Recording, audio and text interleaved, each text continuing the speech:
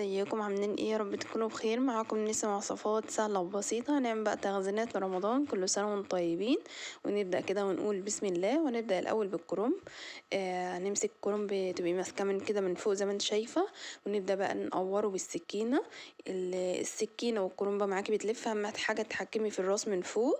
هتطلع معاكي متقورة ومظبوطة يعني. بتشيل كل العروش اللي هي الزيادة اللي بتبقى من فوق دي، وتطلع معاكي متقورة بالشكل ده. هنغلي بقى ميه في الحله، ونبدا نحط بقى فيها معلقه كبيره من السكر، نص معلقه كمون، معلقه كبيره من الملح في الميه. نبدا بقى ننزل بالكرنب. هننزل من ناحيه العروش، لان هي اكتر حاجه بتاخد سوا.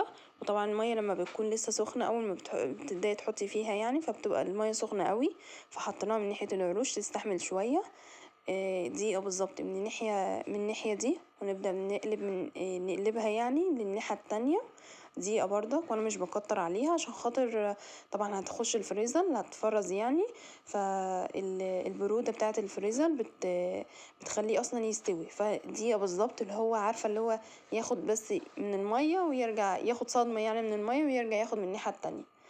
ومعانا بقى هنا كده مية، تجيبي يعني طبق فيه مية باردة، وتروحي نازله بيه عشان يبطئ عمليه السوا بتاعته ويبرد. وفي نفس الوقت هنبدا نغسله. بعد ما نغسله بقى نبدا نصفيه، نحطه في مصفى يصفي كل الميه بتاعته، عشان طبعا الكرنب يعني بيبقى شارب ميه. فحطيه في المصفى ينزل كل الميه اللي فيه. نبدا بقى نمسكه نوضبه. نبدأ بقى نفرده زي ما انتوا شايفين كده، ونشيل بقى الحتة اللي بتبقى فوق اللي هي العروش. وابدأي بقى قطعيه الحجم اللي انت عايزاه. عايزة تقطعيه كبير، عايزة تقطعيه صغير، شوفي بقى الحجم اللي انت عايزاه قطعيه. وبعد ما نقطعه بالشكل اللي انتوا شايفينه ده، انا كده قطعته 4 وحدات طبعا على حسب حجم الواحدة معاكم يعني. نبدأ بردك نحطه في المصفى تاني هيصفي كل المية بتاعته. وبعد ما نصفيه بالشكل اللي انتوا شايفينه ده، هنبدأ بقى نوضب فيه. هنقطعها بقى يعني حاولي بس خليهم كلهم يبقى مقاس واحد، يطلع معاكي الصباع مظبوط وكلهم يبقى مقاساتهم واحدة. بس وحطيته بردك في المصفى يصفي بقى براحته. وبعد كده بقى ابدأ اعبيه. هنعمل بقى التقلية. معانا بقى هنا كده حلة فيها حلة سخنة فيها نحط فيها شوية زيت. انا مش بنحط المحشي سمنة او زبدة، بيبقى خفيف وطعمه احلى.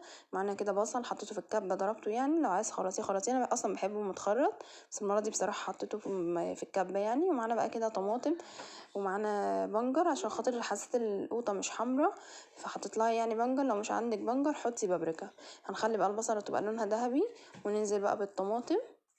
لو مش عندك بابريكا عندك قرن احمر اللي هو الفلفل الاحمر ده، حطي بردك منه. التلاتة هيغنوا يعني، هيدوا نفس النتيجة. الصلصة بقى معاكي كده اتسبكت وخلاص تقلت. انا ما حطيتلهاش حياء، لما تطلع ان شاء الله ابقى احيقها. فتقلت معاكي بالشكل ده خلاص، انا هطفي بقى عليها. نبدا بقى بالبسله. بعد ما غسلناها خليناها في المصفى بالشكل ده. هننزل بقى ايه معانا بقى الصينية نخليها سخنة قوي، ننزل بيها في شوية زيت وشوية زبدة. انا بقى بنعملها بالطريقة دي بصراحة بتبقى احسن وبتريحك. معانا بقى كده بصل. ده كيلو يعني ده كيلو ونص بسلة عليه كيلو جزر. نزلنا عليه ب3 بصلات. هننزل بقى بالبسلة بالشكل ده. اهم حاجة تكون الصينية معاكي سخنة. لو مش عايزة تعملي ببصل خلاص فرزيه يعني عادي، بس بصراحة الطريقة دي احسن ويطلع معاكي بصراحة. ولا بقى ولا شادد يعني كده، ولا مثلا اللي هو مجلد، لا بتطلع معاكي جميلة جدا. يدوبك بس يتشوحوا مع بعض. انا مش هسويها، انا هشوحها بس مع البصل. وحطيت للبصل كده رشة فلفل اسمر هيديها ريحة حلوة. هنبدأ بس نقلبها تقلبتين ان هي تاخد من البصل والسمنة. اهم حاجة تبقى النار عالية قوي عشان ما يتنزلش اي مية، مش عايزاها تنزل مية خالص. بس حتى انا هوريكم هي ما فيهاش نقطة مية حتى في الصينية، وده اهم حاجة يعني. بص بقى كده خلاص بعد ما عملتها حطيتها بقى في طبق عشان خاطر تبرد. وبعد كده هبدأ بقى اعبيها. بص شكلها عامل ازاي، مستوتش دوك اتشوحت مع البصل والفلفل الاسمر يعني والسمنه.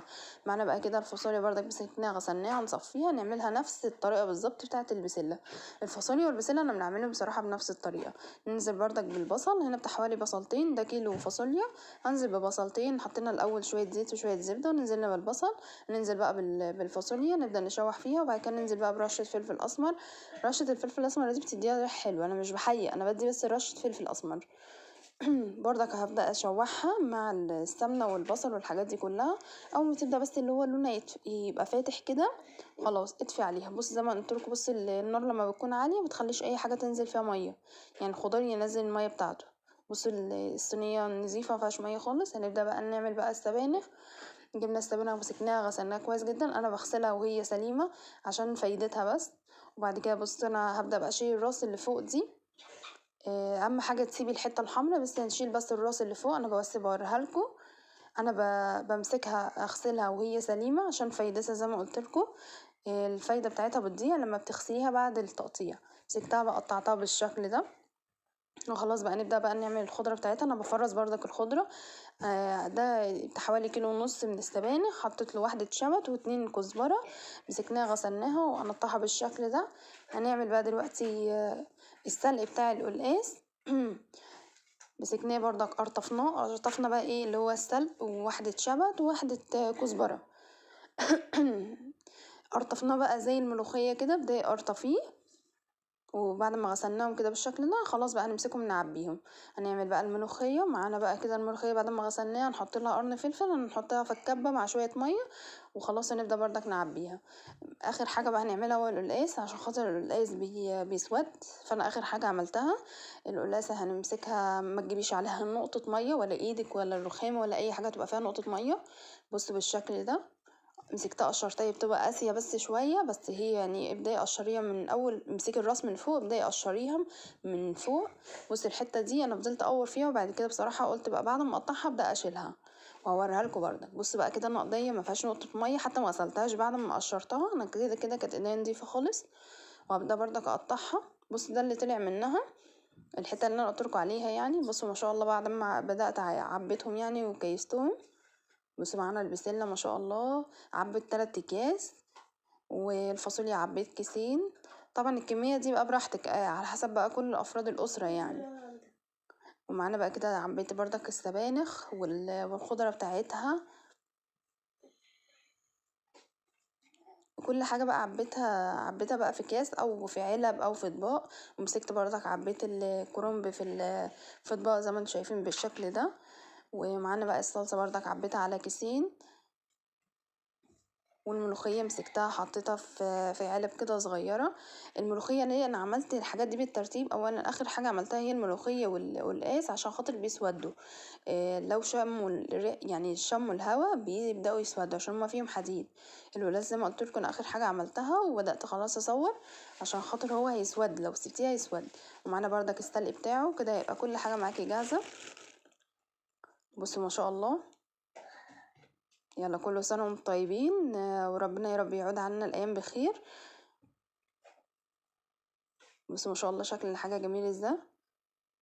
يلا تحفة جدا.